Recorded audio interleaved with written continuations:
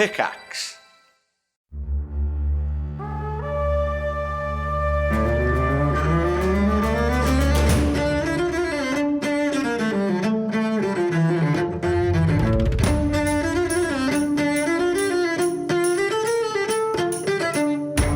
Thanks for dropping into the cast party.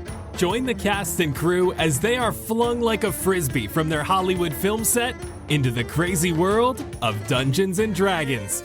And action!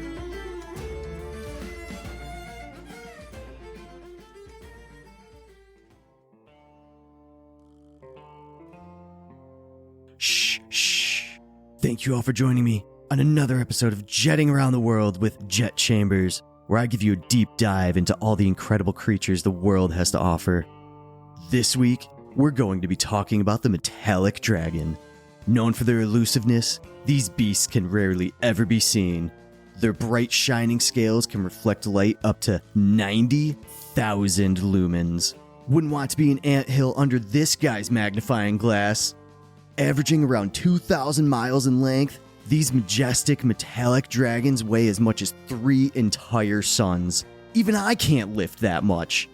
Now, before we continue, I just wanted to say a quick thank you to all the fans of Jetting Around the World with Jett Chambers. I have just been informed before filming that we are sadly being canceled. Something about, our facts aren't even remotely accurate. Meh. Unicorns aren't as cool as you think they are. Thank you all so much for the wonderful 3 episodes. I cannot wait to see what this crazy world has to offer me next. This has been Jett Chambers, blasting off again. I've told you so many times that we can't use that! Ugh! This episode of Cast Party is sponsored by Podcorn. We have been personally using Podcorn and wanted to take a second to chat with you guys about it. Listen, if you run a podcast, or if you're even thinking of starting a podcast, you need to sign up for Podcorn. So Podcorn is an online marketplace connecting podcasters with amazing podcast sponsorship opportunities, such as pre-roll and mid-roll ads like this one, topical discussions, interviews, giveaways, and so much more. It has been incredibly easy to pop on the site, see what sponsorships are available, and submit my pitch to them for Cast Party. Podcorn makes it truly simple to find podcast sponsors that fit you and your show. And the best part? There is no middleman. Podcasters of all sizes can browse and choose opportunities that are right for them directly on the platform. You never have to give up rights to your show, and Podcorn is with you every step of the way to ensure you're not only protected, but properly compensated for the work that you do for brands. You work hard to produce your podcast, just like we do. So keep your creative freedom and have full control of how and when you monetize your show. Click the link in the show notes to sign up for Podcorn and start browsing for your very own sponsorship opportunities. Thank you so much again to Podcorn for their continued support. And if you're a podcaster, you need to click that link down below. Hello, everyone, and welcome to Cast Party. My name is Colin McManus, and I will be your director for today. I am joined by my whiny cast and crew, Ryan McManus. Hi, Sebastian Vivaldi Greensleeves, an emo at heart musician who grew up with quite a few pets, actually. There was a Great Dane named Mozart, a little calico cat named Shakespeare, and his best friend, a Bernese mountain dog named Bark. His parents thought people would understand that it was supposed to be a pun on Sebastian Bach, but he doesn't think anyone really got it. Is it spelled with a CH, at least? It is now. Mark. B-A-R-C-H. Yeah. Anna Brisbane. Blueberry Sky. You know, she's chillin'. Nigel Deacon. What's up, Xander Gucci Supreme, who, no matter what he does, his bedroom always smells like Popeye's chicken, and he finds that super weird since he's never once been to a Popeye's. So how does he know? I mean, people have eaten Popeyes around him. Okay, there you go. Popeyes does have a very specific smell. You want to know who always smells like Popeyes? Vince Perino. Hey. Jett the Boulder Chambers, one thing that Jett likes to do at work is he likes to screw with one or two people every once in a while without them knowing. So one thing that he would like to do is go out and buy Popeyes, and then he would always put it into Xander's bag. So he didn't know for like months, and for some reason, every time Xander came in, he started to smell more and more like Popeyes. That was great. Would I'm he so glad you connected take that. it out after a while so he'd never even know it was there? Oh yeah, he never knew. It was just a little bit, like maybe take a little piece of like the skin from like fried chicken and throw it in like one little part of the bag here, and then like maybe a French fry there. Do they do French fries? Yep. I've never had Popeyes. Yeah. They have like those potato wedges. I love potato Yeah, so you wedges. take like a quarter of a potato wedge and put it like in another pocket, and next thing you know, there's like a whole meal in there. All right, let's get right into it and talk about what happened last time. We started off with some mushy lasagna being pulled out of Xander's pants. Altogether, you snuck into and through Al's chemicals to get back to the boats after Jett took a little tumble on the way down. You started rowing back to Pastow when Jett saw a large dragon in the sky to the northwest. Its one wing was maimed in some way and was moving entire clouds with the gusts of its flight. The profile of a dragon head made of light appeared on Jett's necklace before slowly fading. You reached the boathouse and went inside to meet a man who called himself Barrett. You quickly deduced this was indeed Zephyr and coaxed him into working with you for a price. You gave him 250 gold to begin planning, but he is still expecting 50 platinum from you before going on such a dangerous mission. Deciding the best way to get money, you all decided to go back to Haven to speak with Kovar, but first wanted to check up on things at Visage. When you arrived at the market, you saw a Tabaxi woman speaking to a crowd of people, persuading them to give their allegiance to the Ashen Phoenix, as they are the ones truly trying to help the people of Pastow. After some conversing on the subject, you saved some fish and a water hermit crab and found no Vecnus, no Wajinkly, and no safe. You brought the fish to Zephyr, and he seemed rather excited to have a new tank. Finally, you ended up at Haven, meeting a shirtless Minotaur and discovering that Kovar was killed by the Ashen Phoenix the night before. Xander and Nomura stayed outside with the weapons and bags while the rest of you headed inside to speak with Jiria. He informed you that he could not pay you well, but if you complete this last thing he needs help with, you will become wildly rich. He wants you to go to New Beginnings Winery, kill the leader of the Ashen Phoenix.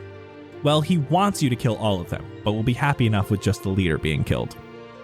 You left Haven, informed Xander of the job request, and talked about your options. Now, you are standing in Pastow. It is just past noon, which tends to be a pretty dark time in Pastow, as the sun is directly overhead and blocked by the bridge. You are away from Haven, away from the winery. Everything seems calm. You are standing by the recently finished mural of the Pegasus running out of the cocoon as a small halfling man passes by, riding a large mastiff with two small saddlebags, headed for the market. And so the scene is set. The question is, what will you do next? I just realized why you called us whiny castmates in the beginning. I was like, what do we have to do with wine? Now I remember. Okay, so we don't really have an actual plan yet, do we? No. We don't really know much, except it's inside this winery. Hopefully. I mean, like, what if the dude's not there? Yeah, we don't even know the dude's name. Look, if we could make this work, if we could get inside, find their safe house or whatever with all the money they stole and just steal the money back, I'm fine with that and just get out. I mean, that's not a bad idea. If we're going to sneak in, I'm going to have to change. First of all, Jett, yes. Second of all, if we plan on being in town any longer than it's going to take us to get this stuff and like get homie out so that we can get to the prison, we might be making enemies of two major factions in this town if we're just going to steal it. You know what I'm saying? True. But also, we're hoping to get out of this town as soon as we get the money. Right. Yeah, do we really plan on sticking around longer than we need to? I mean, no, but things happen. Circumstances change. Yeah. We're stuck here longer than we expected to. So, if We could go in and steal it. We could go in and talk to him. We could go in guns blazing. I don't know. There's so many options. And what's the best choice? Wait a second. I got an idea. What if we go in and slip the homie this grave dust? If we can find out who he is and like mix it into his tea or something. Oh, we forgot to make the tea. Mix it into his like tea or something. Like then he comes to almost death. We go and tell the dudes and we're like, hey, dude's dead. We got the money. Peace. And then he like miraculously comes back to life. Not our problem anymore. We don't even know how to figure out who the leader is. Yeah, we don't know the leader. And also, I'm pretty sure that guy said it was going to do good things for you, too. And he only gave us 1 dose, which he said was for a normal person. So, like, yeah, you could take that all. But then good things might happen, you know? I don't know how drugs work, guys. Well, let me tell you, bud. The good things are usually like mental, I think. He's not going to get like a strength buff from this. Your friend, Sea-Legs homie, he said that it brings you to like the brink of death. And it was the best feeling or most exciting feeling. I don't remember. But I don't think he said like necessarily it was going to be like a good thing. Like he's not going to become a superhero. Either way, just a thought. We can continue on with other thoughts. So that's true. It could possibly mess with his mental enough to where, like, maybe we can persuade him a little more. You said it's all mental. Like, maybe it would be easier to talk to him or at least mess him up, you know? All right, I'll keep the grave dust handy and I'll close it into my hand.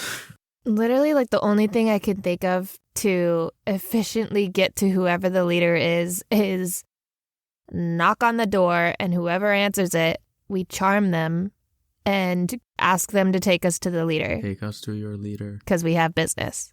Like, that's the best I can think of. Yeah, we could do that and be, like, super intimidating and stuff, too, you know? Like, but like, in a nice way. What? You know, like, take us to your leader, friend. More like, it's super important. We have super important news on a need-to-know basis. Yeah. For the leader.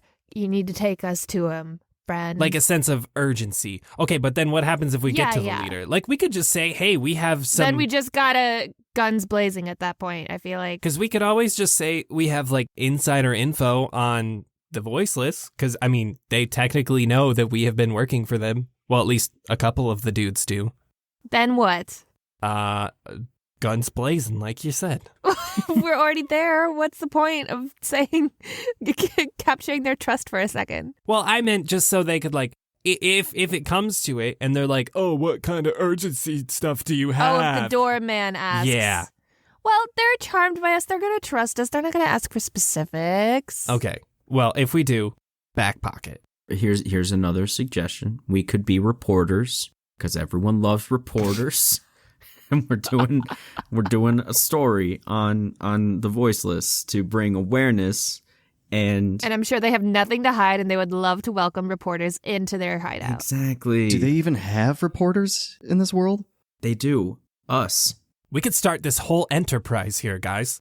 The tea on Pastel. Should we start a podcast? Ooh. Imagine if we started a podcast, guys. That would be really cool. Honestly, probably one of the best ideas I've heard. It'd be like Pastel's first podcast. It'd be like this land's first podcast. We could really be, you know. Ooh, Pastel cast. Oh.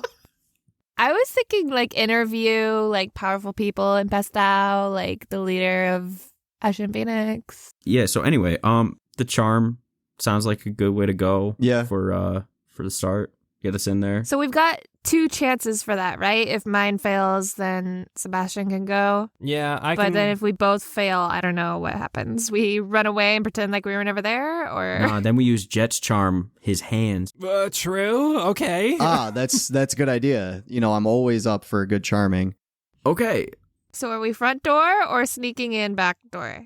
Maybe we scope the place out and see, like, where people are kind of gravitating towards.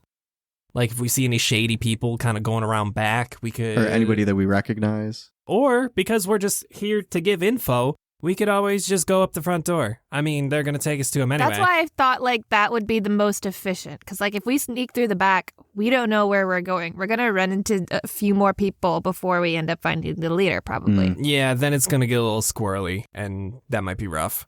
Yeah. All right, to the front door. To the front door. God. Wait, can we guys, we need, like, a secret code word for, like, guns blazing. What? Yeah. Peanuts. Sassafras. Peanuts and sassafras. It's our homeland dish. Don't ask what sassafras is. Or is it an ask and response thing? Like, hey, guys, peanuts? And then we confirm with sassafras. Ooh, yeah, and majority rules sassafras, guns blazing. I've realized there's only 4 of us, but... Yeah, no, you know what? This sounds good. It's so dumb that no one would question it, right? Exactly. Episode title! Peanuts and sassafras. Yeah. Thank you for doing my job like 4 weeks in advance for me. You guys head towards where you know New Beginnings Winery to be. Come closer and closer to the arch, and you finally see the building. The building itself is 2 stories, and it is directly butted up to the wall of the arch closest to the water and closest to Valorith. The second story has a large stained glass window, which, just like on the label you had found, has a snake coiled around a wine bottle eating its own tail. The building is not run down, but it's not something super nice either. There is a singular front door with an open sign hanging on it. So, who's knocking first? One of the charmers, right? Well, I mean, if you really want me to go first, I will. I guess we should all just go up together, but, I don't know. Also, it is open. I guess we could be reporters. No, it's a bad idea. Are there really going to be doormen if the sign says open? Do you think they do, like, tours? Yeah, that's what I'm saying. Maybe we could just take a tour. Get a scope of the land and see what's up. Maybe we can do one of those, like, Willy Wonka style tours and then, like, slip away like the naughty children. We're gonna be the naughty children. Can I do like an investigation check to see if there's anybody watching us or anybody guarding the doors or anything? Yeah, give me perception. That's a nat 20. Let's go. Good start. First roll. First nat 20 with the new dice. Jett, you're taking a look around while they're talking about Willy Wonka. A few things you notice. There is no back door of any kind because the back of this building is the wall of the arch. So you can see like this building basically only has 3 sides to it. Along with that, doesn't seem to be a lot of people around. There is a little bit of movement inside. There is like a front window here. Well, with a nat 20, we'll say you could see into the building a little bit. And it seems like there is a woman who is moving boxes around. She seems to be kind of the only one in the building right now. As far as around you, there are people walking around that seem to be like peasants, some elderly people walking around. Most people are headed towards the market. It seems like the market is recently opening. Other than that, doesn't look like anyone's watching you. Did you say there's only one door? Yeah, there's like a singular front door. That doesn't meet fire code. Hey, yo, Xander. You know it would be pretty fucking sick? What's up?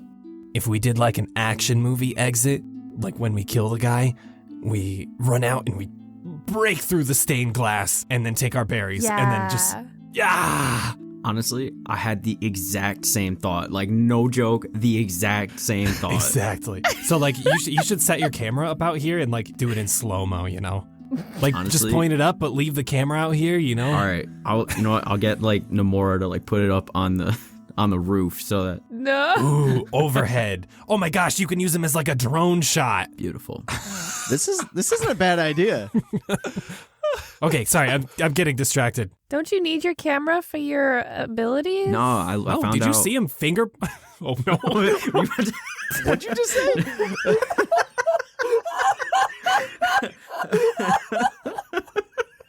See him what? Go finish your sentence. No, did you see him finger blast that guy?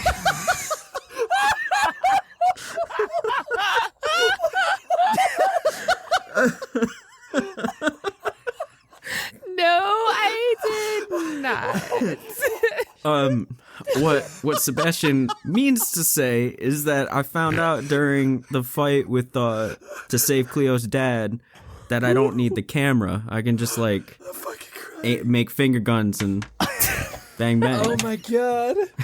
I'm actually just crying. Holy shit. Okay. Oh my god. So yeah, we don't need the camera. I don't know. I feel like it's better that you have the camera. Just like you don't want to lose that. You want Nomura in case Nomura can help us. True. Just in case we need like that light again too. That was pretty helpful. Yeah. All right. Good call. I'll keep it all on me. Should we just go straight to this door? Do we want to plan anything out beforehand? We know Peanuts and Sassafras. What else do we need? What's our cover story? Oh wait, are we doing this reporter thing? Podcast? We're creating a new form of media for the world. Okay. And it's called a podcast. We could call it Pastel Party. Okay. Why party? Because we're all together like a party. Maybe wait. Hold up. We're overthinking this.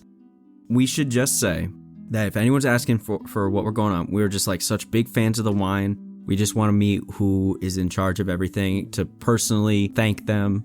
What if the person who's in charge of the wine is not the same person in charge of the ashes? That's why I said in charge of the winery, because like the homie's at the top, right?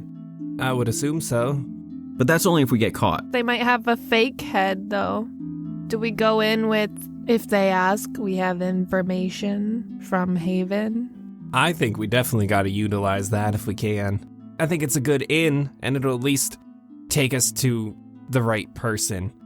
But and we're not leading with that, though. We're just leading no. with, we have important business with the leader. If, the workers are like, oh, what do you guys want? We can go the whole reporter route. But then if, the big scary guards come up, we should probably get a little more serious. Do you think everyone's going to have the feather tattoo? Because I feel like the workers might not have it. They might just be innocent bystanders, Yeah, probably. Yeah. Y'all remember that scene in Shrek 2 when they're breaking into Fairy Godmother's house? And they're like, yeah, we're with the Union. So we just got to double check. We don't let anyone else know that we're here. We just got to head in. We got to take a look at things. We just say we're with the Union? Honestly, that's not a bad idea.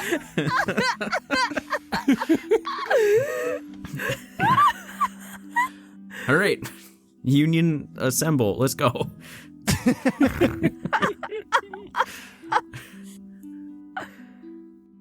Sebastian, you go for it first, okay? Oh, okay. I'm going to start walking up the walkway to the door. And Sebastian is very intent on feeling like a detective right now. And his jacket's just going to change entirely into a trench coat. And he's not going to notice. Everyone behind me might, but... When entering, you are in a square room with a staircase that wraps around the back wall. There are 4 huge barrels of wine on their side in the back with taps on all of them, as well as a few smaller barrels next to these that aren't tapped and are sitting on the ground. There is a bar with a few stools that stops patrons from getting to the back of this room, as well as there is a small table in one of the corners. Behind the bar, you can see a trap door leading downward, as well as a woman bending over, picking up a box of empty wine bottles. As this woman puts this box on the bar, she goes, "Hiya, you here for a tasting?" I mean, guys, come on, we're here. We might as well, right? Just have a little bit of a sip. Yeah, sure. We're also with the Union, and I'm gonna pull open my jacket, and there's gonna be a badge inside. It just says the Union. As she kind of moves towards you, she appears to be a half-elf, though it's hard to tell. Cannot actually see her ears. She's wearing a basic gown with an apron over top of it, as well as a headscarf wrapped around her neck and her head. I haven't heard of Union before, but if you'd like a taste, it's 5 silver. Well, tasting's 5 silver. I'll give you a rundown of each wine. You can also do a flight, which is 3 silver. It's the same amount of wine, but you don't get to enjoy my lovely company and my pairing choices. Okay, so on second thought, Let me make sure the rest of the group is ready for something like that. So we'll come find you once we've decided. I'll be right here. Feel free to have a seat. We also sell by bottle, and she holds up an empty bottle. And you can see it's shaped really differently. It looks more like a liquor bottle. It's like square instead of like a round cylinder. And she just says, just, holler. And she gives you a wink, Xander. Nice. Excuse me, I also have a question from a union standpoint. Do you, by any chance, offer tours of your fine establishment? Here? Yeah. I mean, there's not really anything exciting here to do a tour of. What about union inspections? Oh, yeah, I'm sorry. I should have led with that. We're also here to do an inspection of the building, at your earliest convenience. I don't know what that entails. I don't know what the union is. Just standard health code checkings. For example, there's only one door here that we've noticed. So we need to make sure that there are sufficient exits, and we've been told that's very against fire code here in Pastow. Who do you work for? The union. Either Blueberry or Sebastian. Give me deception. You do it. Ooh, okay, 17. So, you're with the union. Yeah, and I'm gonna flash my badge again. She doesn't have a badge. She's undercover. We don't want her identity to be, given up. What exactly do you need? You need to see the building. Yeah, just a minor tour, just to look around, see any fire exits, if there are any... And a conversation with the person in charge to get more details. I'm the only one here right now, but I... In the building? Yes, but I can... Oh, I'm gonna take out a piece of paper and start writing that down, that she's the only one in the building. That's concerning already. Yeah, this isn't looking good for you. Listen. I can just take you around the building really quick, and you can look at stuff. I just don't want any trouble. Oh, no trouble. You seem like a lovely woman. Like I said, we're just here to do our job. I'm sorry it has to come to this. Like, we don't want to be the bad guys here, Right. Okay. Well, let me change the sign on the door so I can take you around the building, okay? Perfect. So she heads back over. She opens the door, changes it to closed, closes it, and locks the door. We didn't have any customers right now anyway, so let's do this quickly. Does that work for you all? Yeah. Sounds good. Certainly, and hopefully someone else is around that we can talk to. Really help with all the details that you don't seem to be aware of. It gets really nitty-gritty, Again, the only one here right now. Everyone else works at the distillery. And I'm sorry, where is the distillery? It is not in Pastow. Oh, interesting. We have everything imported. Okay. Let us go. Do you want me to just take one of you upstairs, or? Yeah. Why don't you two take a look upstairs, and we'll man the fort down here in case any customers come through. Well, they've got the closed sign. Psst, there's a trap door I want to check out. They got a closed sign. I think they're good. I think we should work together. Jett, how do you feel? There was a couple code things that I wanted to check out down here too. Like how we talked about the exit, and like that the windows just don't seem to be about the right size for like a big person like say I to go through in case there was a big fire or Why would you need to go through the window? There are doors right next to the windows. What if the door's on fire? Didn't think of that, did you? We have wine. You have wine? She gestures 2 large barrels. Did you know that wine is highly flammable and that could cause the fire to explode? Did you hear that there was a building on the other side of town that burned down just last night? Guess what caused it to catch on fire? Wine. So many deaths because it wasn't up to code. We need to make sure things are safe here. We're going around to every business and doing this. Blueberry, give me insight. 7. She just kind of continues speaking with you. She's got this giddy face on. She looks like a customer service person who is dealing with annoying customers. Like, you can see through it really easily that she's like, just get this over with. Just get this over with.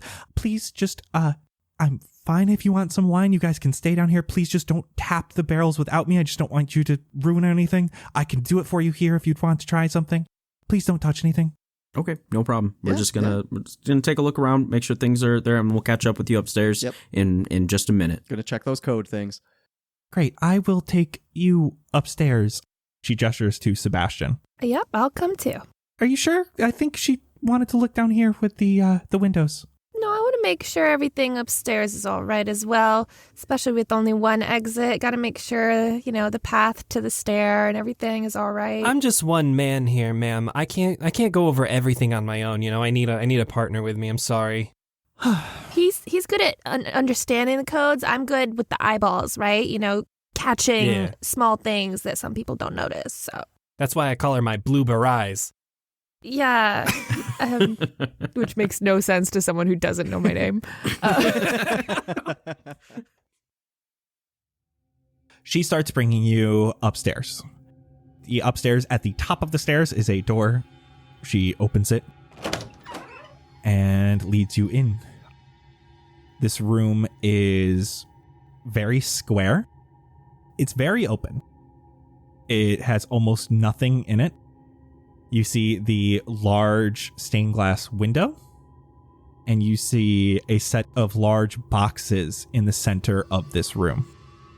Other than that, the three walls that do not have the stained glass window have various paintings spread evenly throughout the room.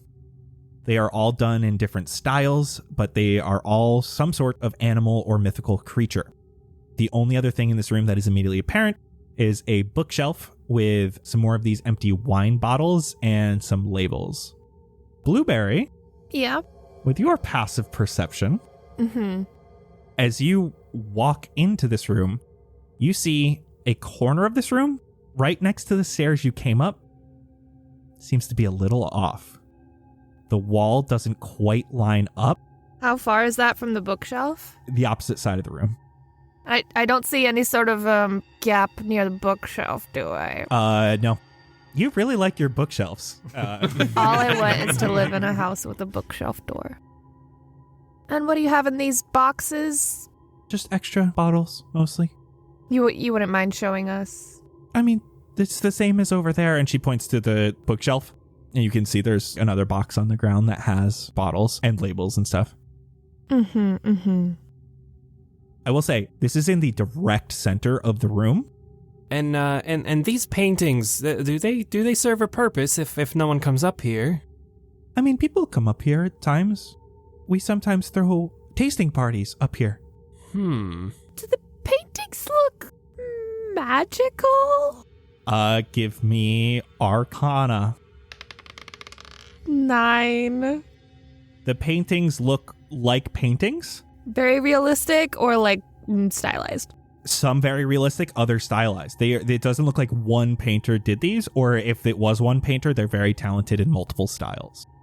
One other thing I should have mentioned, the wall with the stained glass window, it is covered by a large black curtain. Oh, so you can't see the window? No. Oh. Okay. Yeah, so if everything is fine up here. Why do you feel the need to cover up that beautiful stained glass? We saw it outside. I was admiring it and everything. Why is it all covered up from the inside?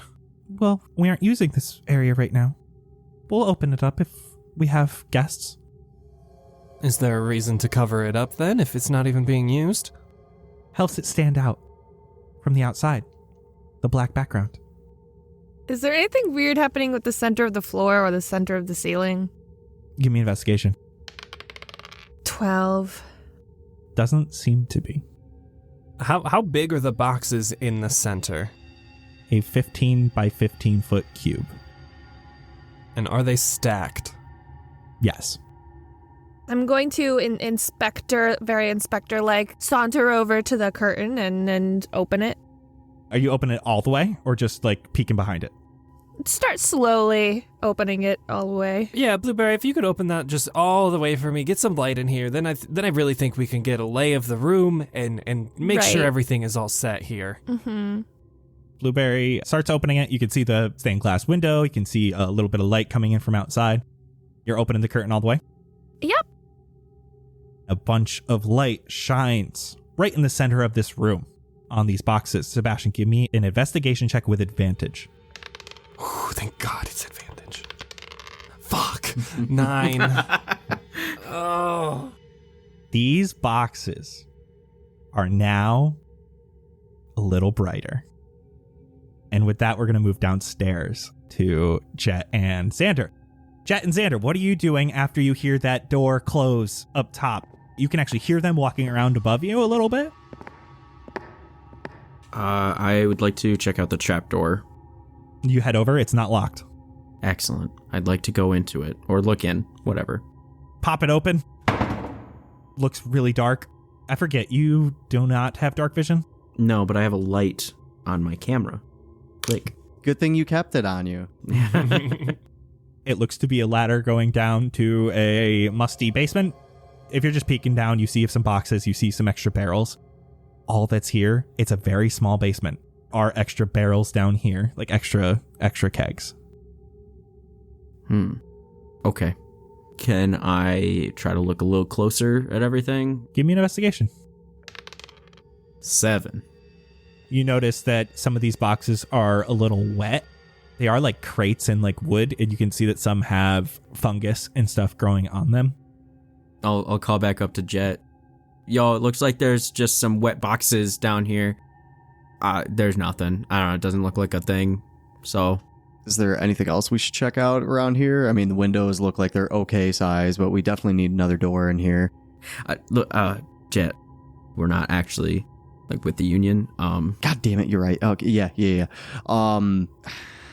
So, can I take a good look at those barrels to see if like maybe there's something behind them? Give me investigation. That is a lovely 2. It definitely looks like they have taps on them, and it looks like one of them is dripping a little bit. Well, they've got wine. I want to put a little sign above it that says highly flammable. You go over and find some of the like labels. You don't have a writing utensil, so I'm imagining you like ripping up different little letterings, almost like a serial killer note.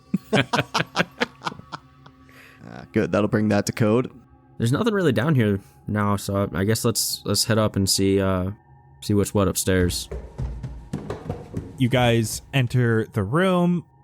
This woman turns around rather quickly.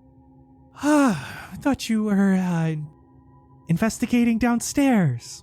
We took care of it. We brought everything to code. We made some changes down there for you. You'll see when you get back down there, but everything's in tip-top shape now. Please tell me you didn't break anything. No, nothing at all. Sebastian? Yeah. Maybe you could charmingly ask for a bit of a tour of the next room, if there is one? Yeah, perfect. Let me try this first. Hey, excuse me. Yes. Now that my associates are back up here, I did notice there was a basement. Yes. I would very much like you to take me down there, please. Yo, Sebastian, it's all good. Everything checks out. No. I need her to show me around here. And I'm like pointing to the boxes, like kind of like sneakily like. Give me persuasion. 15. Will your friends be joining us? I don't think so. I know Blueberry is still... Oh, I'm sorry. This is Blueberry, by the way. I'm Sebastian. She's going to be staying up here. She's going to just do one more once-over of this room, and then she'll meet us downstairs to go over that other one. I just wanted to get a head start, just so we can get out of your hair as quickly as humanly possible here. Plus, me and Jett here, we're on the contractor side of things, so we'll just make sure that the structural integrity of the whole building is where it needs to be, and I'll slap the window a little bit. Oh God! Okay, you slap the window a little bit. Crack. You feel that cold glass on your hand, and she says, "I would just like to stay up here till everyone can come back to the main floor, just so we're all in accordance. So if your friends would like to look around, I think this is a great time to do so, and then I can take you down to the basement. No, I'm just doing this for you. I just want to get out of here as quickly as possible. I've had a long day. So have my associates here. Can we just get a head start on the basement, please? Why don't we all go to the basement now, and then bring your friends back up here later? Sebastian, do your best here. Okay. Charm person, please. Wisdom saving throw. I was hoping I didn't have to fucking use a spell slot. Yeah, she failed. She got a 3. Read me the exact wording of charm person, please. Yeah, you attempt to charm a humanoid creature you can see within range, must make a wisdom saving throw, which you failed. If it fails the saving throw, it is charmed by you until the spell ends or until you or your companions do anything harmful to it. The charmed creature regards you as a friendly acquaintance. When the spell ends, the creature knows it was charmed by you. Please don't touch anything. Wouldn't want you getting hurt. Let's go. Sebastian, I will take you downstairs. We will be quick, and everything will be simple. Of course. That's what we're here for. I'm very carefully looking at this window. Just very carefully looking at the window. She brings you downstairs, opens up the hatch to the basement, and starts going down. It is rather dark. She lights a candle at the bottom. I'm standing at the top of the stairs. No, this won't do. That's too dark to go down a ladder here. Yeah, there's a candle right at the bottom. Plenty of light from up top. Let's come on, chop. All right. I go down the stairs. Ladder. Sebastian, we're going to deal with your stuff first, because I need to know how long you can distract her. Then we'll go back up top and give you guys as much time as we think Sebastian got you. Okay? Got it. Here we are. No exits, no windows, so everything should be fine. Okay. Now the no exits thing, that's really getting me here. Now what exactly is this basement used for, if you don't mind me asking? Storage. Okay. What am I seeing around here? Boxes. Stored goods in them. Okay, now curious, because when you talked about the boxes upstairs, you also called them storage. I'm just curious why they aren't down here. There's plenty of room. These are glasses. These are bottles. These are more wine-related items. While upstairs, those are where we keep everything for our dinner parties that we have upstairs.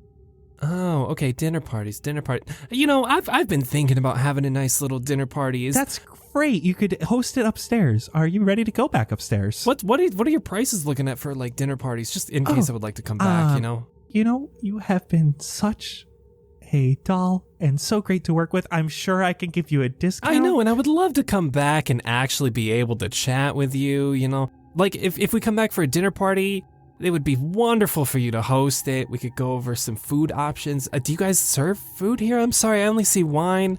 Some cheeses would be wonderful. Maybe a nice little steak. Yes, cheese is wonderful. Of course it is. Oh my gosh, what's your favorite kind of cheese? Okay, well, you got enough time for now. We're going back upstairs. I'm not doing this for so much longer.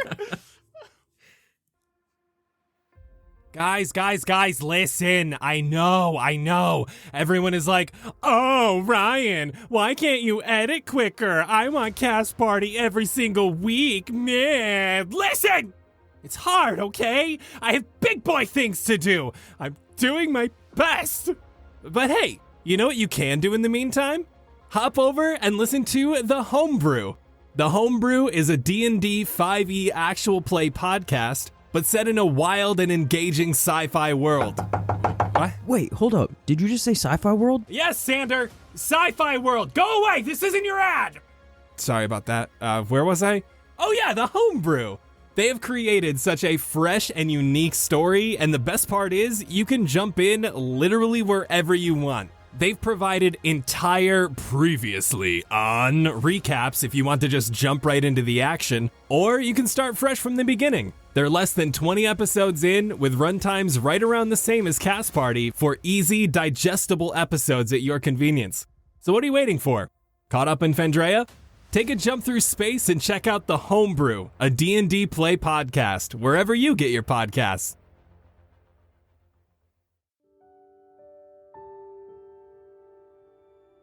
Hiya, cast and crew. Today, we're going to be talking about something incredibly important: mental health. I mean, we're all trying to survive a global pandemic. Things are tough, especially now. That's why it's crucial to find outlets to talk about and help your mental health. Dungeons & Dragons can be an incredibly beneficial outlet for help with that. Personally, that's why I started playing. The pandemic just hit. I was stuck at home with my best friend, the director, stuck at his, 6 hours away from me. We all got together and started a small online campaign so we could be with each other in the Forgotten Realms. It may not have been in person, but it helped us all more than words can describe. Which brings us to one of today's sponsors, another outlet to hear stories about other people's personal struggles and recovery. A podcast hosted by Jay Schiffman, a public speaker, coach, and host of Choose Your Struggle. Jay interviews experienced individuals on the topics of mental health, substance misuse and recovery, and drug use and policy to help end the stigma and normalize difficult conversations through empathy and vulnerability. The Choose Your Struggle podcast is hoping to make it easier to have open and honest conversations about these difficult topics. That's why Jay tells his story and offers his show as an outlet for others to tell theirs. Help us end the stigma and ensure that those who need it get the help they deserve. Because we're in this together. Blueberry Jett Xander. Xander hears the familiar latch opening for the basement. Checking out these boxes. I mean, I would rather perceive, but technically I guess I'm investigating. I want to look in the boxes, under the boxes. The minute you touch a box, your hand goes right through it. Big boxes, big boxes. Illusions. And now that you know that this was an illusion, you see what was actually in the center of this room. There is a crystalline sculpture that looks to be a snake coiled up in an open space and eating its own tail. Ouroboros sculpture. Now that this illusion is gone, you can see the light from the outside sparkles on this sculpture. And it seems to be giving like the whole room an ambient light. Give me investigation now that you're looking at the sculpture. 11. You can see the snake is coiled. It has 4 main coils. And you can see that they actually articulate quite a bit. Like you can turn them almost. It's like a puzzle. And instead of actually a coil, now that you're looking at it, it actually just looks like 4 circles stacked on top of each other that will rotate. Do they have like symbols along the side that could match up? It looks almost exactly identical all the way around each circle, and none of the circles look any different than the others. Does it look different than the painting on the bottles? I'm going to describe the painting on the bottle to you. There is a snake coiled around a wine bottle, eating its own tail. The crystalline snake in the middle is not around a bottle? No, it's around like an open space. I think we need a bottle. So, do we have a bottle laying around anywhere by chance? We got or shelves with bottles. Can I grab one and put it in the crystalline snake in the same direction that it is in the painting? You put it in the crystalline snake. And now in this room, you can see the light seems to hit the sculpture in a very different way. It hits this bottle and it gets concentrated towards the opening, which sticks into the snake. And now the snake itself is glowing. Each circle of this sculpture now glows mainly one color. And around the room, it actually gets darker as the ambient light is now focused all within this crystalline snake. Each circle of this sculpture seems to be shooting out a light in one direction. There are 3 different colors of light. One of the circles is blue, one is white, one is red. The other coil does not seem to be casting light at all. In fact, it's doing the opposite. it is shooting a black spot onto a nearby wall. It is stopping it from receiving ambient light. It's almost like it's shooting darkness out in one direction. Are there any indications of colors on the walls besides from the light, like their own colors? The only thing around the rooms The paintings, is paintings. did they have specific colors to them? Not specific colors to them, but I can tell you what the paintings are of. Okay. There are 8 paintings.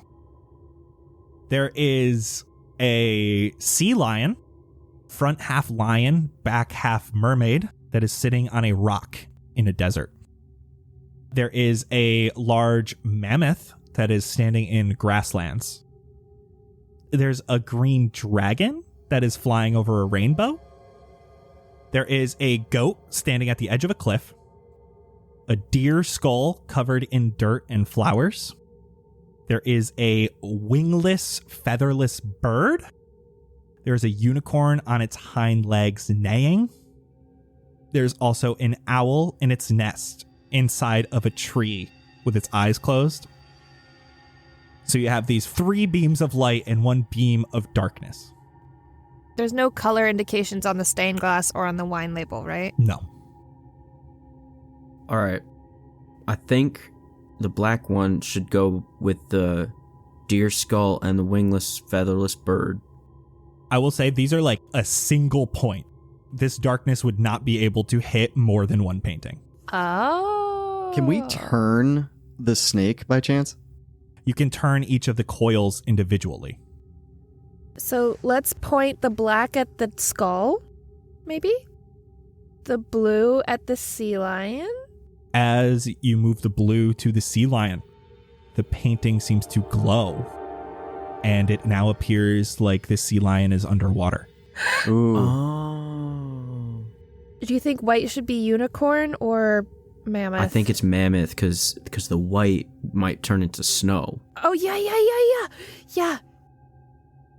Now the ground is covered with snow as well as on the mammoth's trunk a little bit. Can we point the black towards the owl?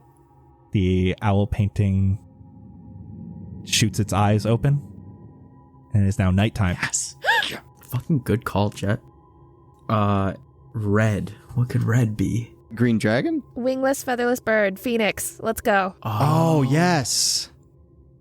The bird ignites, becomes a phoenix. Blueberry, the wall in the corner of this room begins to open. It looks like it reveals a staircase going downward. You also start to smell sewage. I'm going to creep downstairs stealthily towards Sebastian. Do you hear Sebastian come up with something that you're talking about? With how roundabout conversation did you get? Yeah. Do you guys have you guys gotten oat milk here yet? We don't use milk in any of the wines. I've told you this 6 times already. Okay, but like you could pair it with a wine, right? Right before I come down, I'm going to just pull Jett by his wrist, pull him downstairs with me, and be like, come here, I need you to move a barrel. While she's down there and we're talking, I want to look at. I don't even know her fucking name yet. You don't. You have I'm not gonna asked look her. at her. I would like to cast Hideous Laughter. Are you sure you want to do that? What kind of save is that? Wisdom save 13. 30-20. Oh, Oof. And your concentration Sebastian, run up! on charm person drops. uh-oh. Sebastian, run up! I need a wisdom saving throw. 11. She says, "Stop!" You are now under the effect of the command spell. Oh, this bitch. That only lasts 6 seconds. I thought I could make her prone and run up. I didn't think I'd have enough time. Roll initiative. I'm still on the second floor. Okay. 18. 17. 9. 4. That is this woman's turn. She got 21 on initiative. Running right by you as you are stopped and climbing up the ladder. She sees Blueberry at this point. She runs to one of these boxes and grabs a wine bottle Well, if she leaves my range, I'm standing right at the door, right? Like kind of. Oh, yeah. I guess And you're I'm right. right there with her. I just want to try to grapple her if she tries to leave my range. Give me contested strength. Oof. That's a 3. I got a 4. Fuck. I was going to say, I'm right there with her. Could I be helping her? Well, if she leaves your range, you could try your. Because I'm standing right next to you. She's trying to get by you guys and go up the stairs as she grabs this wine bottle. So if you also want to give me, I mean, she gets at least a reroll as well. She doesn't have to take that 4. But Fuck. I've been rolling so bad today. What do I have to roll? Strength. 15. She got a 13. You're able to grab her. She still has her action, though. She screams as you grab her, and she says, "You wouldn't fit out the window because you're too fat." Oh! My God. Give me a wisdom saving throw. Oh my god! 11. Okay, that fails. You're taking 3 psychic damage, and you have disadvantage on the next attack roll you make on your turn. You just got mocked, boy. Oh my god, that hurt. Sebastian, your turn. So I'm in the basement. Am I done with command? I'm gonna say yes. So initially, because you were starting to try to like move upstairs when Blueberry told you, this was basically to stop you, and then she moved. So actually, it says on their next turn. So I'm gonna say you're stopped, Okay. I'm pretty much frozen then. I can't really do much, can I? unless you can come up with something that you could do while stopped that you want to do.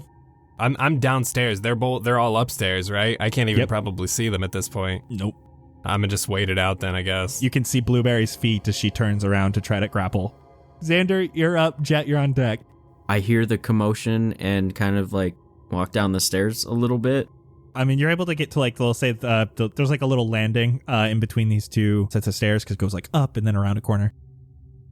Yo, what the hell? Jett has her grappled right now. Can I still like shoot her with an Eldritch Blast while she's being grappled? Yeah, you get advantage too. Oh my god. All right. Sorry if this hits you, Jett. You seem to be struggling a little bit. You better aim good.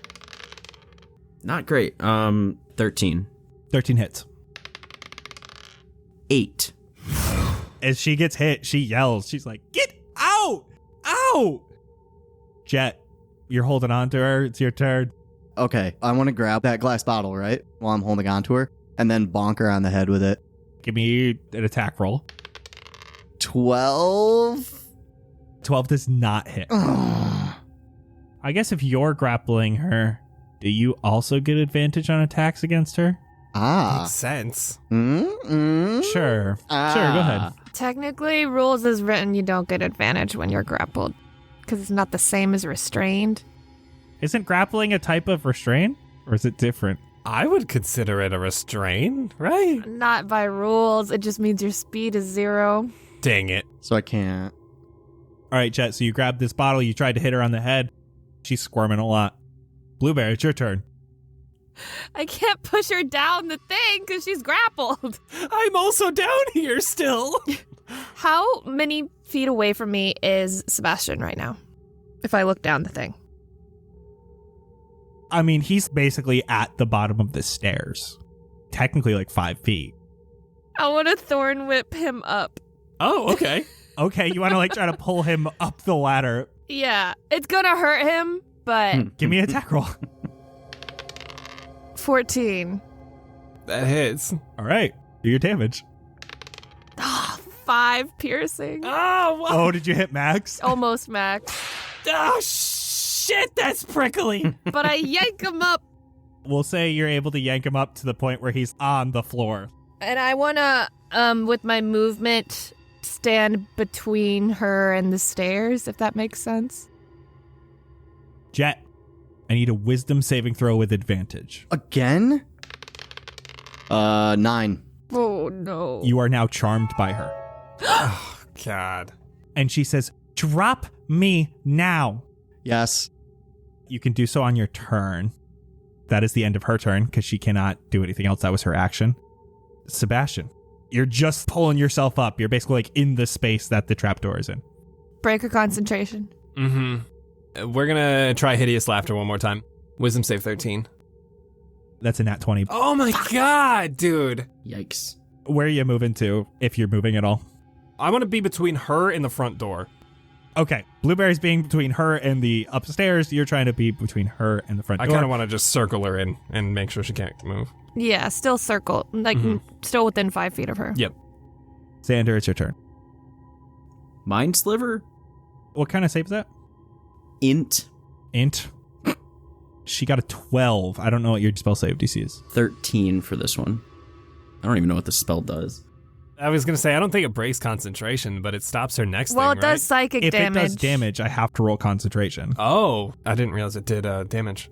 You drive a disorienting spike of psychic energy into the mind of one creature you can see within range. The target must succeed on an intelligence saving throw or take 1d6 psychic damage and subtract 1d4 from the next saving throw it makes before the end of your next turn.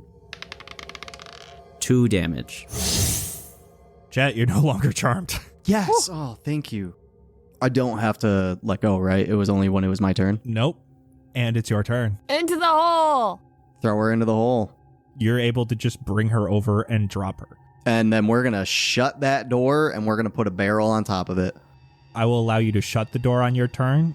Nothing else. Well, can I shut the latch and then take like the end of my hammer and put it through there so that she can't undo the latch?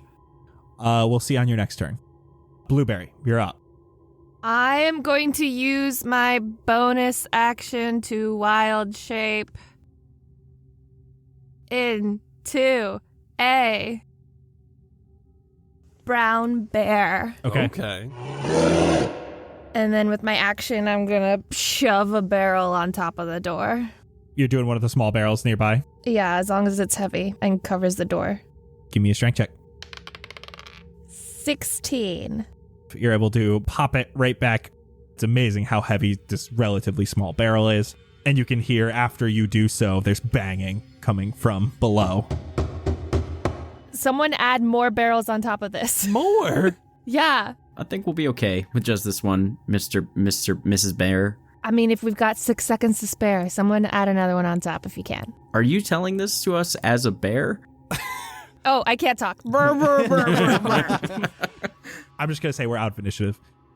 I nudge another barrel. That's pretty fucking cool, Blueberry. I don't know if I can lift as a bear. I'll help her. Jett, with your passive athletics, you could just do this. Okay, I didn't do a good job at that. What'd you guys find? There's some dope-ass paintings up there now. Okay. I start going upstairs. Can Blueberry go up the stairs as a bear? Can she fit through the door? You calling Blueberry fat? I didn't mean that in a bad way. I'm sorry. Guys head up the stairs, and you see the wall has moved. Whoa. I'm like pointing for Sebastian at the window and at the sculpture and at the door. Oh, okay. So the light shined in through the sculpture and you guys matched it to the paintings. And then the wall opened. Thanks. You make it sound so easy, Sebastian. I wouldn't have gotten it if Blueberry didn't fill me in. Are you guys head down staircase? Yeah. You continue down this long staircase. Your goes are going deep into the earth. I want to nudge with my nose onto Jett and then nod towards Sebastian's thorn whip cuts. You want me to take care of that? Okay, I'm going to, lay on hands. You were hurt 5, so we'll give you that 5. Thank you. I want to just rub his arms really good, like where he's hurting. You okay, buddy? I still feel itchy. You continue down this long staircase. The smell gets ever so slightly worse with each step, and eventually you come to the bottom, which leads into a sewer. To your right is a large grate where liquid is coming out and pooling in the center of this channel. To your left, the corridor continues, and alongside the shallow channel to the left, a fair distance down, it turns to the right. There are like little walkways on each side. There are rats and cockroaches all over down here, and a bunch of them that seem to run away from you as you start making noises. It is also dark down here. Light. You pop out your light, and it looks like from where this is going, there is only one direction this corridor goes. So this corridor heads to the left, goes for about 120 feet, and then heads to the right. Onward. Well, I want to check right here where it's turning to the right. I want to sniff around the walls. Does the bear have that thing where you get advantage on sniff checks? Oh, it does on smell. All right, you're sniffing, so give me advantage. 17. You're sniffing a lot. Around this wall, you are smelling traces of people, because people do use this way. And they seem to go down the corridor. I keep going. As you kind of get closer to this wall, you see some light coming from around the corner. Flame of some sort. I gesture to the camera light, and I shake my head. I trust you, Blue Bear E. Top tier. Top tier. I'll turn off the light. The bear gets down on the ground and Army crawls, sneaking. Are we being sneaky here? Should we be sneaky here? This is a sneaky bear. Sneaky bear. Your actions are your own. But Colin hasn't asked for sneakiness. That's why I'm bringing it up. I will want cell checks from everybody. All right, there we go. Oh, no. Same. I got a 19. Hey. Yeah. I got 12. I got a 6. You didn't change, Jett. We told you to change. I forgot.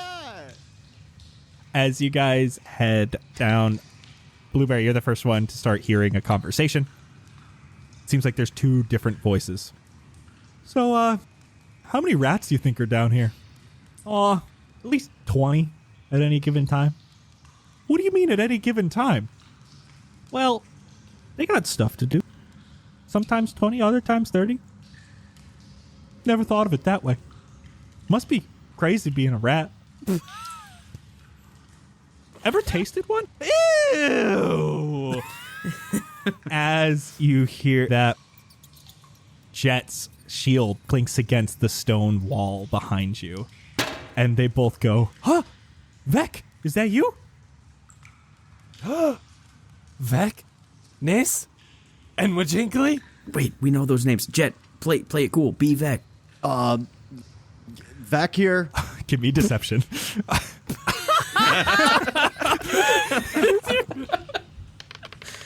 That's a 5. You hear them go, go, go, go. You start hearing movement and a metal gate close around this corner. I'm coming around. You're running at them. Yeah. Blue Bear E runs down this corridor, and you can see that on the right, there are 2 torches on the wall. It seems like this is where they were standing. And there is another corridor going to the right. This is completely away from the actual sewage portion. This seems like something built into the walls here. And as you run up, you can see that there is a metal gate that is now closed and locked. And there's a bunch of light coming from inside this room. I want to ram the fence. As you do so, you look inside this room. These 2 guys are both sitting mounted crossbows and take 2 shots at you. What is your AC? 11. You do have partial cover because of this gate. Ooh. The one clinks off of the gate, and you can hear the other one. He shot it before the arrow was completely loaded, and you can hear a chunk of wood snap. And he goes, oh, fuck! I'm ramming my forehead into this, my forehead and my front paws into this gate.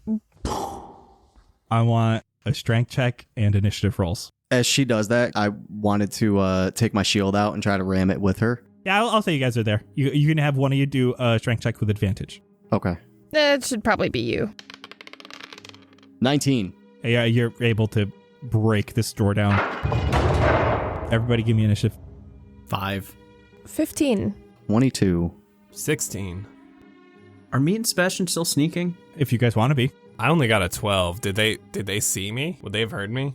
You don't know because they went inside before you guys even rounded the corner. Cool. Yeah, I'm gonna be all sneaky. Jett, you are first into this room. It is about 30 feet wide and 20 feet deep. You can see that there is a corridor going straight and a corridor to your right. They are in two opposite corners of this room.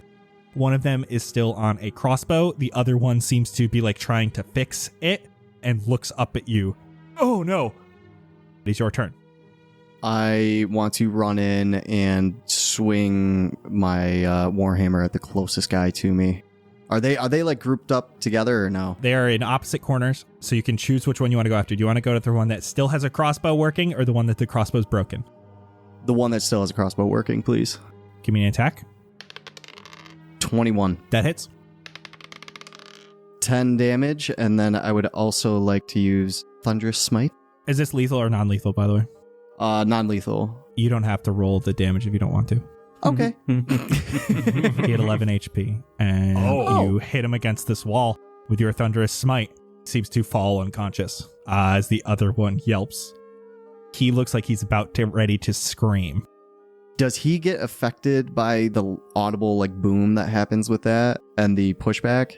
Thunder Smite only works on the one creature, and he's like 20 feet away from you right now. Okay, because it goes within 300 feet of me, that boom. Oh, it's that loud? Mhm. Yes. This echoes this chamber. Sebastian, your turn. This is fine. Okay, I'm gonna walk in. There's only one guy remaining. Mm-hmm. I would just like to cast Vicious Mockery on him, please. Okay, this is like a big kind of oafy doofus who looks at you relatively scared. Even fucking better. So, Sebastian has been taking a lot of notes from Cleo and would like to retry a limerick, please. Okay. Oh no. I'm excited. I once knew this guy from the Phoenix. Ashened, if you could believe it. Friends with Wajinkly, his pecker small and wrinkly. Oh, sorry, let me get you a Kleenex. That was actually pretty good. Thanks.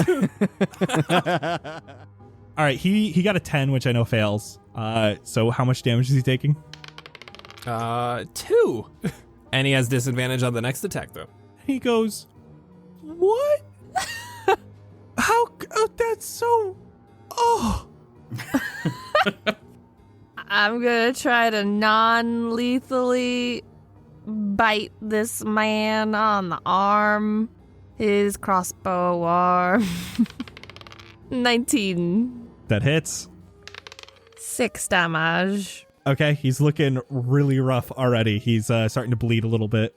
With my multi-attack, I will non-lethally scratch the same arm. 18. Hits. And I just want to scratch him across the face, actually, not the arm, and just knock him out with 10. Definitely. Yeah, you're able to swipe him across the face. He falls back into this corner. He actually sits up. He like ragdolled to the point where he like kind of looks like he's still sitting upright. Whenever he does heal, though, he's going to have a really sick scar, like, across his face. True. It'll give him that confidence boost he needs. He's just bleeding a little bit. It looks like it'll heal, but like heal in a cool way. Yeah, it was mostly like the force of my powerful bear claw that just knocked him out. I'm keeping us in initiative. Oh, Great. That's a good sign. What would you guys like to do? There is the area behind the two crossbows that is going further, deeper into this cavernous area. Is there anywhere here to hide, like from the area that continues on, like hide behind a corner or something? You know what I mean?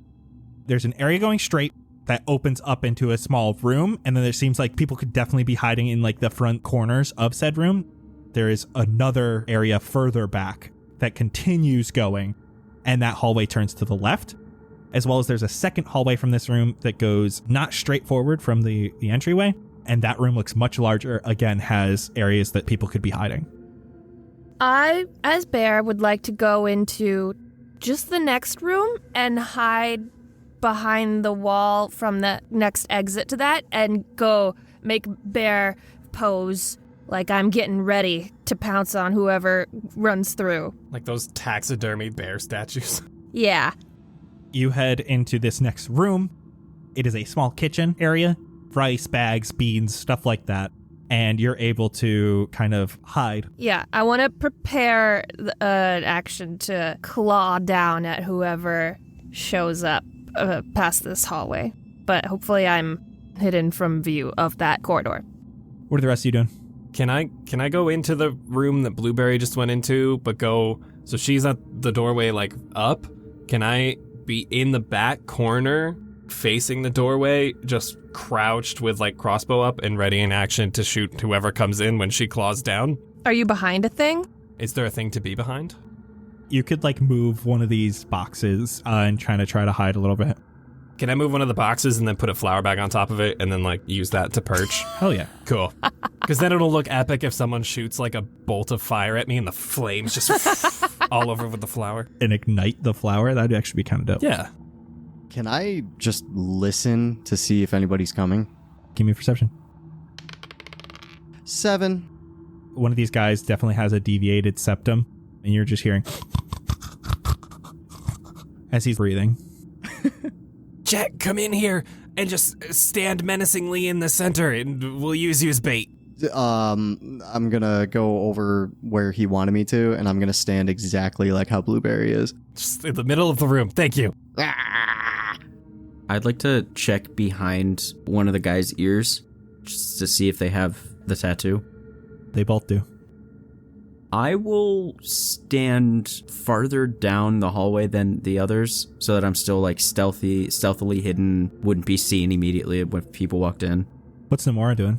He is at the moment playing with the 2 pieces of broken crossbow bolt, and he's just like lightly like poking the guy on the ground with it. You guys stand for a minute. It's only a couple seconds, but it feels like a very long time. And you hear from down this corridor that you're looking at, 15 feet in from the doorway where Blueberry and Jett are standing, and it turns to the left. You can hear, "Please, we'd just like to talk." Do we recognize a voice? So you don't recognize this voice. What is there to talk about? Please, we don't want any more to die. Put down your weapons, and we will sheath ours. Let me see you. I am trusting you. I'm withholding my action. You can hear another voice. A voice you do recognize. No, you do not do this. They attacked me once, they'll attack you again. You cannot trust them. Is that the guy from the house? This sounds like the guy from the house that you left in Valorith. In the captain's house. How would they know who we were? They've only heard the boom. They haven't seen I'm us. sure he recognizes that boom. That's what fucking crit him that time, right? Oh, yeah. We didn't kill him though. We made sure to keep him alive. Yeah, but we killed his partner. That was an accident. Yeah, but still, he didn't see it as an accident. We killed his partner and left him to die. Technically, We didn't leave him to die. In his eyes, we tied him up and left him there with nobody knowing where he was. I am Bear. Xander is now upset because of how that guy worded things. He's gonna break his stealth fully and just walk forward, no weapons out. Actually, technically, bro, you guys attacked us first. I'm just saying, none of us have our weapons out. Sebastian, put away the crossbow for a moment. Just, like, hold that back. None of us have our weapons. Don't come at us, though, saying that we attacked you first, homie. You came at us. You want your sword back? Here, and I'm going to throw that on the ground. Keeping the belt. You're walking all the way in. Xander, you're going in first. You turn this last corner to that small hallway. It leads to a larger room. There are only 2 people in here. A half-elven man with the sides of his head shaved and long hair going down his back. The man you met in the captain's residence. He currently has a short sword in his hand. It is not menacing. He is holding it by his side. There is also an elven woman here. She's tall with dark brown hair. She's a younger elf, but has a look of exhaustion on her face. She has a scimitar at her side. Her hands are currently up, and she's facing your direction. Sup, bro? Good to see you again. Like I said, there's your sword. He goes, "The sheath?" I'm keeping the belt. For now. Okay? All right. He drops the short sword on the ground, steps down to grab his katana, feels the weight of it in his hand again. Now listen. When we went into that house, you attacked us, and the owner of the house was a demon. It was a literal demon. Like, imagine if he had come back and you guys were still there, probably would have been a lot worse. I did wrong by your buddy. Promise it was an accident, but we're not here to, like, take any lives. Those homies out there, they just sleeping. See, they are already fighting us. They didn't come here to speak. Again, y'all attacked us first. My name is Mariv, Ludin of the Ashen Phoenix. What does Ludin mean? It is our term for leader. Oh. Can I walk in behind Xander? Just not saying anything. I just want to throw my shield and hammer on the ground. I'm still a bear in my spot. I have not moved an inch.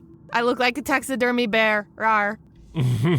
Give me performance, actually. I'm curious how still you're able to stand.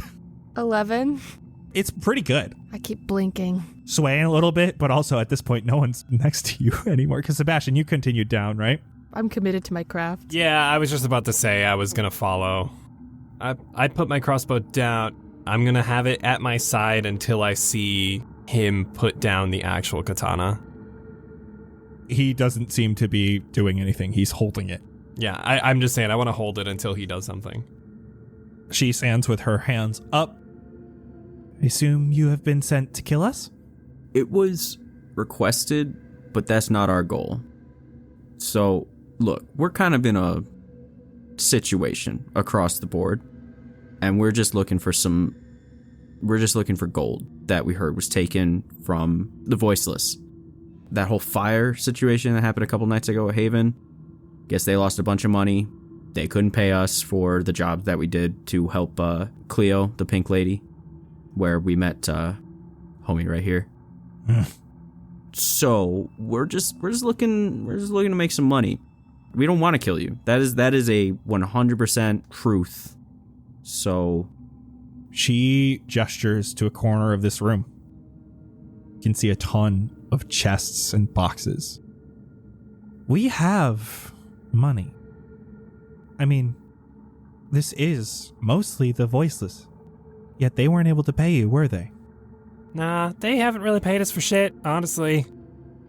I cannot just give it to you. Well, that's kind of the issue here, because we need to leave with that.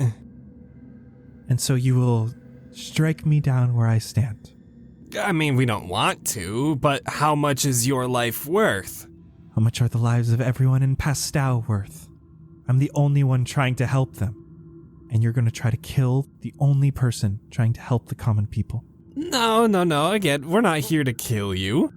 We're just offering payment for your life. You can stay here. You can continue to change Pastel as you see fit. Honestly, I don't fuck with the Voiceless. I tried to get these homies to come chat with you and possibly do something, but listen, we're past that. We just want the money. We don't even want all of it. All we're looking for is 50 platinum. If you give that to us right now, we leave. That's it. Plain and simple. You don't have to worry about us. You can go about your business here in Pastel. We're not even going to be here anymore. That's it then. Leave all the problems behind. That's what we like to do, honestly. Take the money that is going to go to medicine for the sick. Those who can't afford it because of the high taxes the Voiceless charge. You just want to take it and leave me yet condemn hundreds in Pastau to death. Yeah. Oh, hold on. Hold on.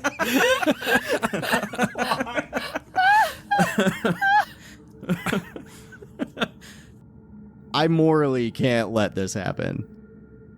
We need this money right now. The voiceless are on the run. We finally have a chance to stop their tyranny. The bear is slowly crawling around the corner. Are you trying to be stealthy? Yes and no. I'm more like just trying to be like, Involved. yeah. As you turn this corner, they were not expecting a bear. This katana man does not know your ability to do so. And you can see he immediately raises his katana. I don't look threatening. I'm just a little bear, little big bear on the ground, looking puppy dog eyes. And you can see that she takes a deep breath and closes her eyes. We were told there were 4 of you, not told there was a bear. No, that's the 4th. Sorry. Shapeshifter. Yeah, she does that sometimes. The other man has not put his guard down. He simply says, "They will not help us. They are only here to hurt us. We must kill them." It has not come to that yet. You are formidable. Your friend would say so. Boom! He takes that little jab, winces a little bit, closes his eyes, and does nod. All you want is gold. Yes? That's our main goal, yes, but if there's a way that we could help the people of the city, we might be able to do something. I have a proposition. Bear rolls its eyes. What type of proposition? For me, you have 2 options right now. Your main goal is getting the money. Strike us down here and take it from us.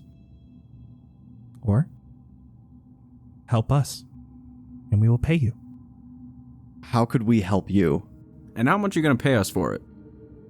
I will give you everything in these chests if you can help us kill all of the voiceless to stop their tyranny. What if we said we don't want to kill anyone? I mean, your friend just said he would kill hundreds of innocents just to take the money. Okay, you're taking my words a little out of context here.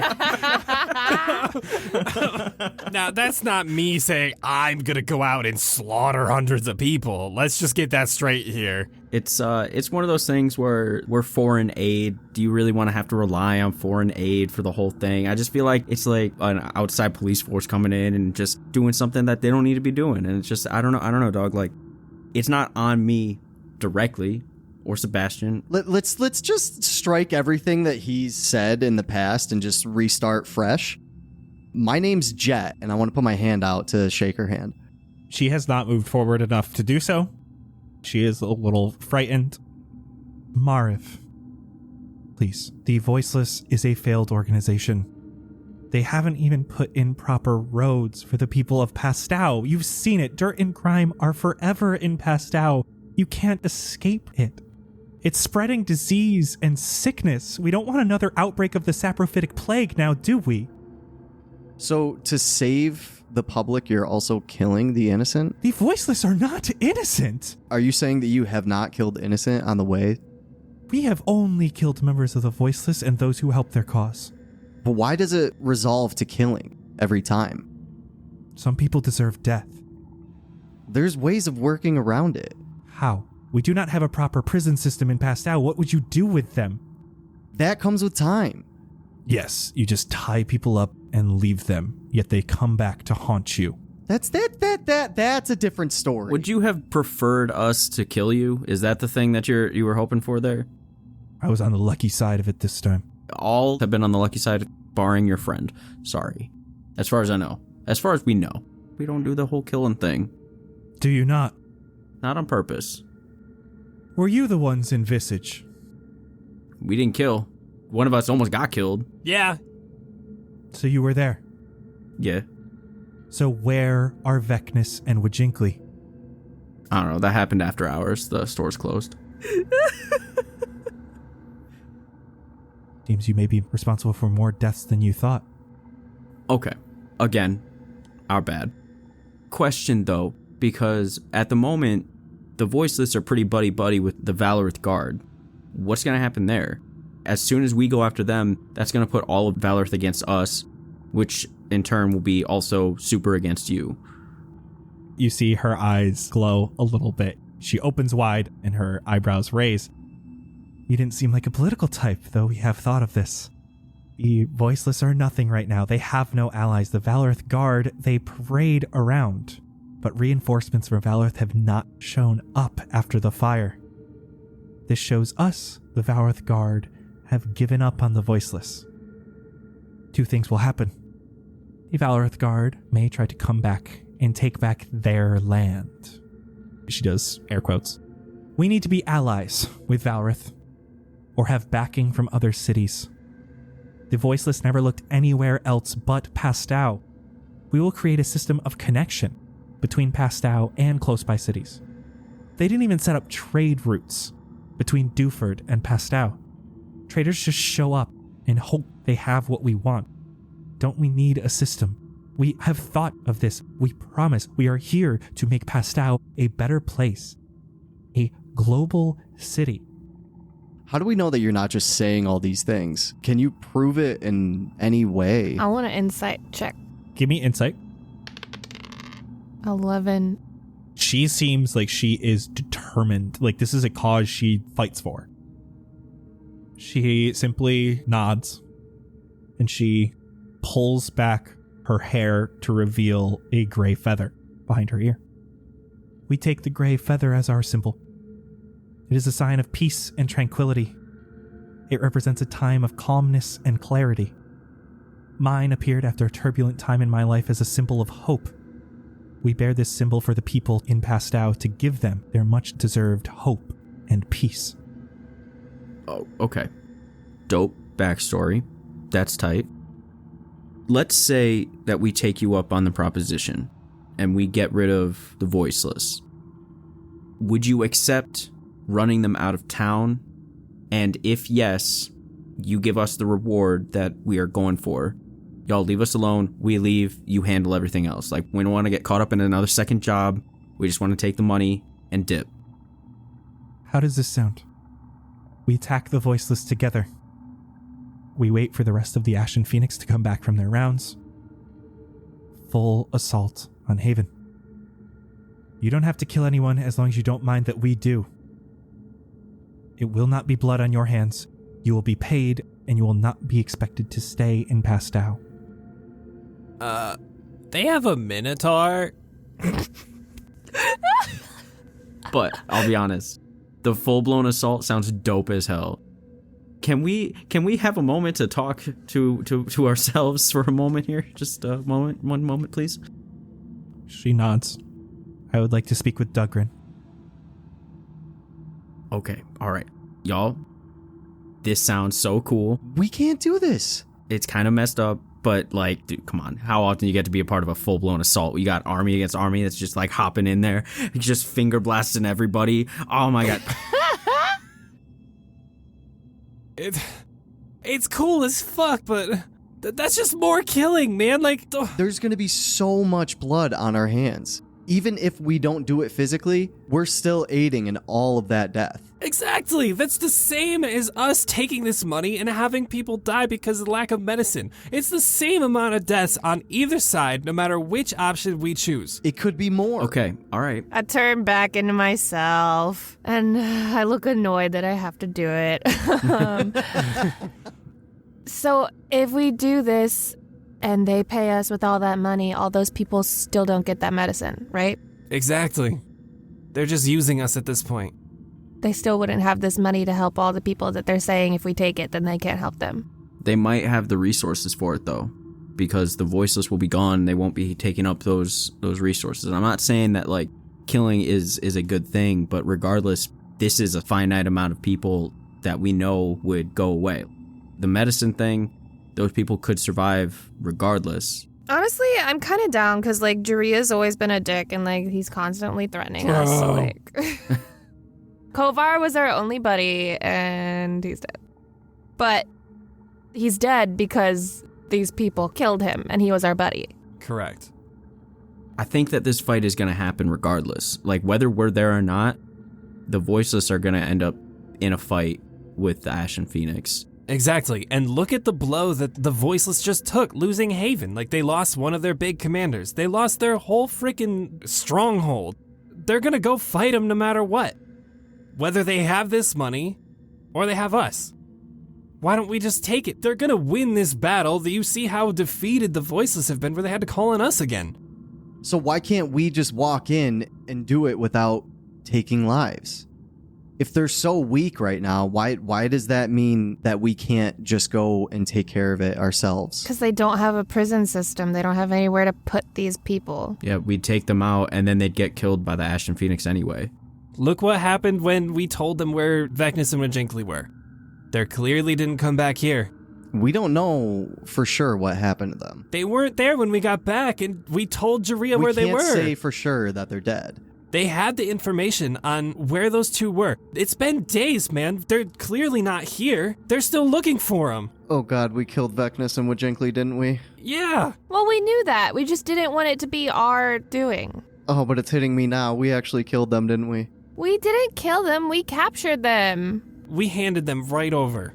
What were we thinking? Why? Why did we do that? We were thinking they tried to kill Sebastian. Drew. Tried to slit his throat. Out of nowhere for just doing a simple, pickup job that had nothing to do with them. Listen, I don't want more to die, and I also want to help the people in this city. We already said it wasn't our duty, though. Yeah, Jett, this is out of our hands. But at the same time, how can we let these people suffer? Wouldn't you want somebody to help you if you were in their shoes? Well, of course. But I don't think they're gonna suffer for long. But they're still suffering. What do you mean? Yeah, but if the Ashen Phoenix are as holy and righteous as they say they are, and they're gonna change all the city, they're gonna make it all better. So wouldn't you take that chance to help them? They're gonna do it regardless. But they need the help to do it. If we help them, we're killing people. If we don't, people are dying. Us being there doesn't change anything. Jaria is a dick. That Minotaur is kind of a dick. These people are also dicks because they tried to kill Sebastian, but that's why they're going to pay us a lot of money. One goal in my life is to help the smaller guy. And I want to help the small people in this world. I don't care if it's our world or not. I want to help them. If it comes down to where we have to storm wherever, I feel like we have to do it now. One thing to keep in mind, Jett, is right now we're kind of the little guy in this world. We got us. We don't know much about this place. We gotta make sure that we're looking out for each other and only each other. I mean, that's just kind of where we're at right now. I am totally okay with going through with this. I'm just saying that both sides have their pros and cons. I just think there's an easier way. What way? Just take the money now and get out of here. This city's gonna be in disarray for as long as we know. It's gonna happen no matter what. I think we should end it. If you guys are okay with doing that, then absolutely. I'm with it. I'm here 100%. Join them and the Voiceless. Okay. I'm with you every step of the way. These guys have demonstrated way more just bringing up the idea of helping people than the Voiceless ever did. Mm-hmm. All right. So, we're in? It sounds like, sadly, the most moral decision that we can make. The violence is there, but at least they have a plan for reconstruction. They actually have a plan, like you said. The other guys haven't said anything about plans. There's no plans to help anybody or get any medicine, get any food, take care of the roads, take care of the buildings. Nothing. So if these guys are going to actually do something, let's just do it. We even heard people talking about it in the streets, how much the Voiceless are not helping. But also that was one person, so it's not really big indication. We heard it, though. We heard it more than we heard about the Voiceless. Yeah. To be fair, even if it's one person, it's still one more than we've heard from the Voiceless. Mm-hmm. So, it's decided? Yeah. Guess so. I'm in if you guys are. We just gotta make sure we're not gonna be punished for what we have done against the Ashen Phoenix. Good call. Yeah. they'll let us go with at least 50 platinum. They said we could have everything already. But this is supposed to go to helping people, right? Do we really want it all? True. We'll just take what we need. I want to lead us back. You can see that Mariv and Dugrin were speaking quietly as you guys walk up. They look up at you again. You're not running at me swinging that hammer, so... We've decided to help you on certain terms. We're only going to take the amount of money that we need. We want to leave more for you to help out the people. We also want to make sure that after this is said and done, that we can walk free and we won't be punished for our crimes against your people. One of the best things about change is being able to change yourself. That's why we preach for new beginnings. If you do the right thing now, that's what matters. He's gonna know. I want to cast Detect Thoughts on Katana Guy. He is right now relieved, but anxious. He is thinking about Haven. He's thinking about battle strategy. And he's most thinking about how he has to fight with you.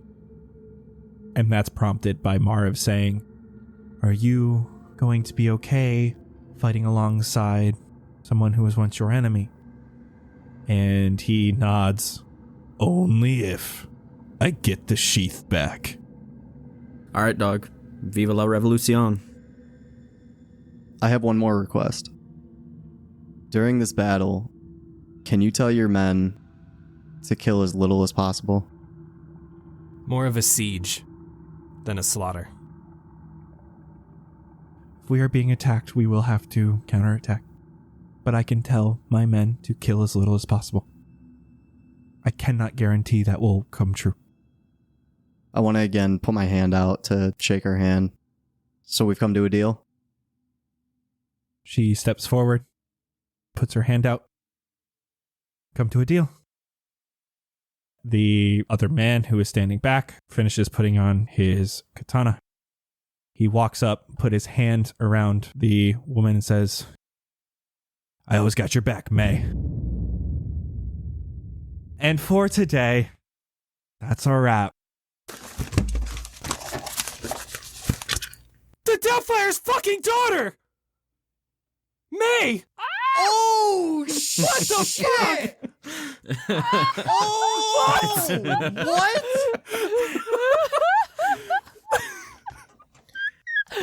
Thank you all so much for listening. Join us next week on our behind the scenes episode. We'll talk about all this craziness. We'll talk about the month after April and before June. That is the Doubtfire's daughter. And you get to hear me talk about how hilarious Ryan's reaction was to that, because that was just insane. 2 weeks, next episode. Goodbye, everyone. Bye. Bye. I lost my mouse again. Where is That my- one hit hard, dude. I would... Jesus. Hey, you. Yeah, you. The one listening to this right now. I've got a question for you. What are your thoughts on destruction, mayhem, and a crazy mystery about a plague wiping out all of Fendrea? Okay, I figured you'd like that. Now, what about murderous rampaging goats breaking into a human cast party? Yeah, I kinda knew you'd like that too. Which is why you need to head over to patreon.com/castparty and check out our bonus content in the After Party. Releasing May 1st, our lovely Anna Brisbane ran us through one of the brand new Candlekeep mysteries involving a 16th level fungal plague mystery. If you're looking for a more serious, compelling, stressful, and dark adventure from the Cast Party crew, this is where you'll find it. A 2-part adventure featuring over 3 hours of content in part 1 alone. Now, if combat, death, zombie mushrooms, a literal angel, and spectral ghost knives being thrown about aren't your thing, don't worry, we've got one-shots for everybody. Like April's The After Party, where we all ran through a Grant Howitt 1-page adventure called Goat Crashers. It's the party as random goats crashing a human cast party. Now, there's still some death. Okay, maybe a lot, but like in a ridiculous, hilarious, absolutely nonsensical way. All these and so much more can be found at patreon.com/castparty. You'll also gain access to our community Discord and live listening parties we do for the release of every new Cast Party episode. We're listening live with patrons right now. Someone needs to tell Xander to chill with the conspiracy theories because it's kind of interrupting the show. Can you please help me? You'll also gain access to behind the scenes episodes where we chat about the insider info on each Cast Party episode and a bunch of derailed nonsense in between. So be sure to head on over to patreon.com/castparty to become an official part of our cast and crew for bonus content, discounts, and access to our merch giveaway that we do at the end of every single Cast Party episode. Speaking of, this episode's merch giveaway winner is Megan M. Megan, we've already chatted. Your threads are in the works. Now, I just have to make sure Xander doesn't steal the package again. But if you want some Cast Party merch of your own, head on over to cast-party.myshopify.com. Thank you all so much for listening, and we'll see you in 2 weeks for a brand new episode of Cast Party. See ya!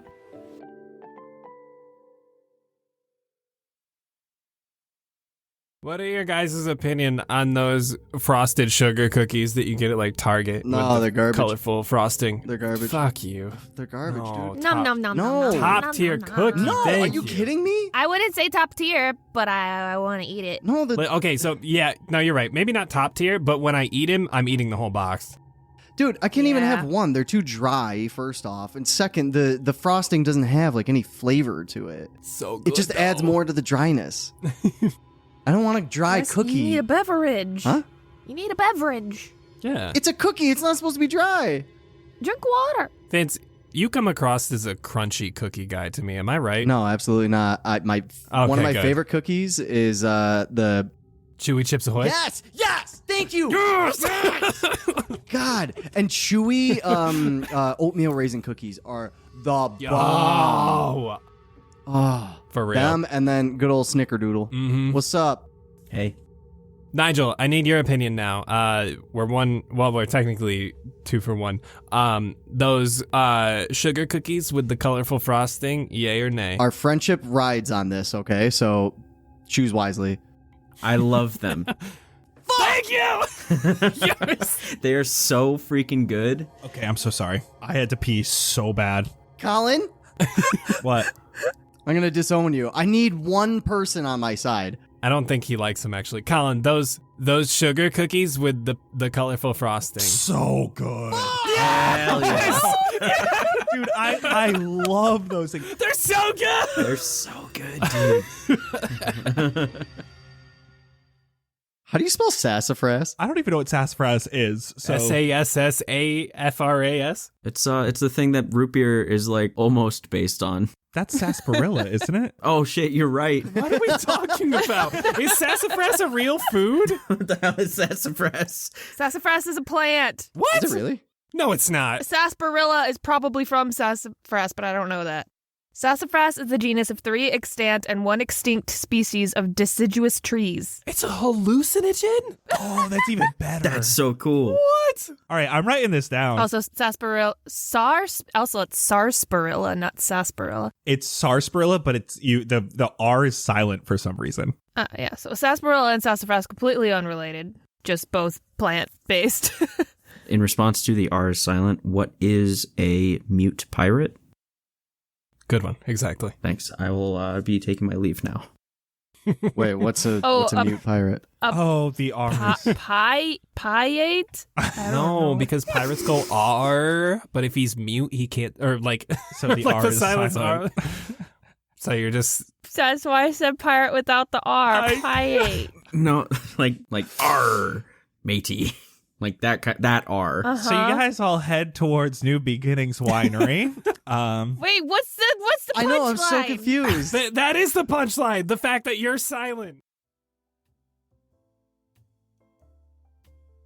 Why, hello. Welcome to New Beginnings. Are you here for a tasting? Oh my gosh, that is so wonderful. I highly recommend our newest wine flight. It is just delicious, and each wine is made by a highly talented individual. First, we have a dark red by Sean de Jesus. It's light and fluffy, which makes no sense for how dark it is, but when you see how much food coloring he adds, you'll understand. We also have a dark rose-colored wine by Rosendo. He claims to put a piece of himself in every barrel, and we are not quite sure what that means, but it is delicious, so we don't ask questions. We have a wine that is served mulled and aged in oak barrels from Jeski Fire. No one can quite pin the taste, but the warmth will make all those cold thoughts go away. There's a beautiful blue wine, which we have no idea how that happened or what it's actually made of, but that's from Eric 5, and it is wondrous. It will completely stain your mouth blue, though, so you might need a straw. YBAB Flow has come back again this year after winning last year's competition, but this time with a new upgraded version of his Bob for Wine game. This time you dunk your head in the wine barrel, and instead of fishing for bottles inside the barrel, you just fill your mouth and swallow right from the barrel that everyone else uses. Yes. Yeah, it's just the one barrel. Yes. And finally, we have a playful little thing by Saint E. Love. It's a harsh red wine that bites back no matter what you say to it. Delightful. Oh, you'll have 12? Well, thank you so much for supporting us. And an even bigger thank you to all of our winemakers.